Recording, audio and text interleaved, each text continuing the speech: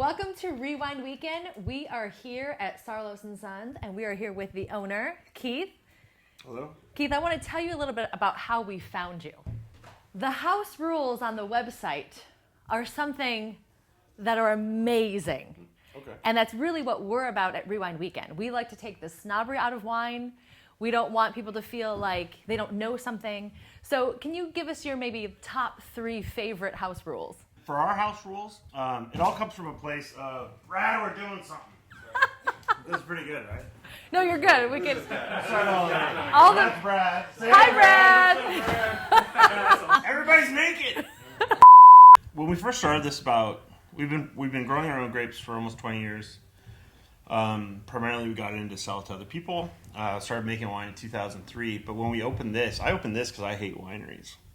And I hate them because they use their level of knowledge to make people feel inferior. And there's nothing worse to a scene or to a group of people that you're passionate about is when you make people feel dumb when they're first into it. Yeah. You know, if there's a band you like or you go hear a band and somebody says, oh, have you heard their old crap? And you're like, what a dick. You know, really what you want is somebody to just throw down records and go, have you heard this? Have you heard this? Have you heard this? Yeah.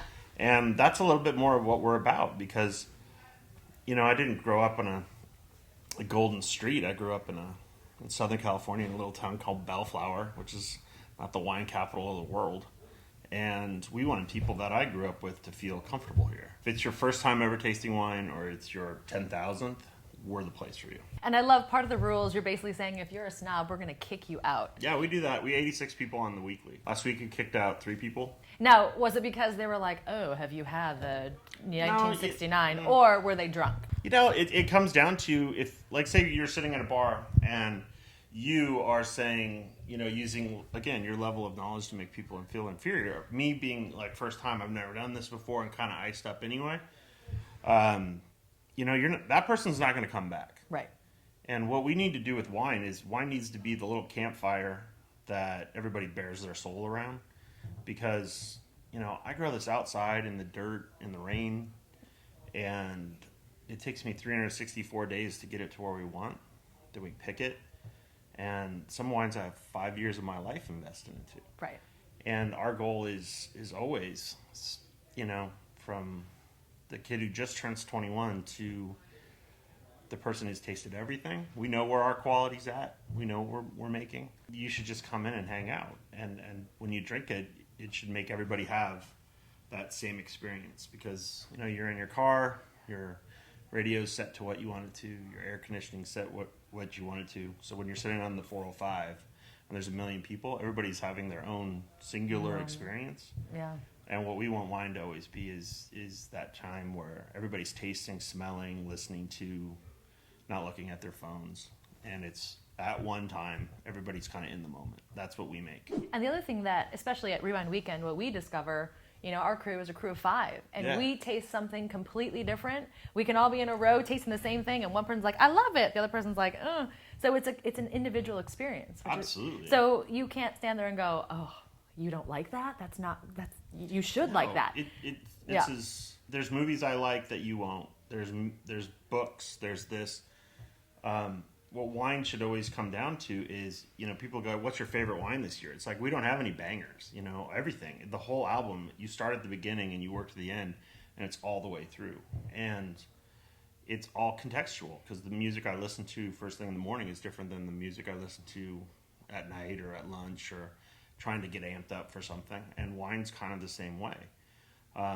Everybody does have different olfactory sensors, you know, but if you find something you like, you know, a lot of wine where people they go at it with a sense of deconstruction. They want to tear it apart and say, do you taste this and this and this?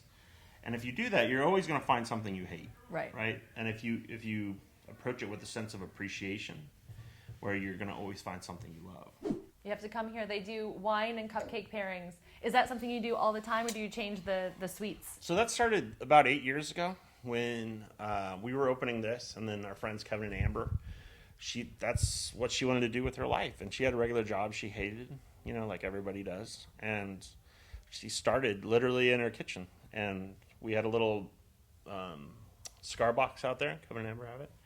and said, listen, if nobody buys one, you don't notice anything. But if we sell a bunch, we're partners, and we've been doing it for 8 years, and they have never dropped quality an iota. We have over 700, I think, flavors now that change every week. Delicious. But also, it goes down to, a snob is someone who acts noble without being noble. So sans nobility, that's snob. That's what that means.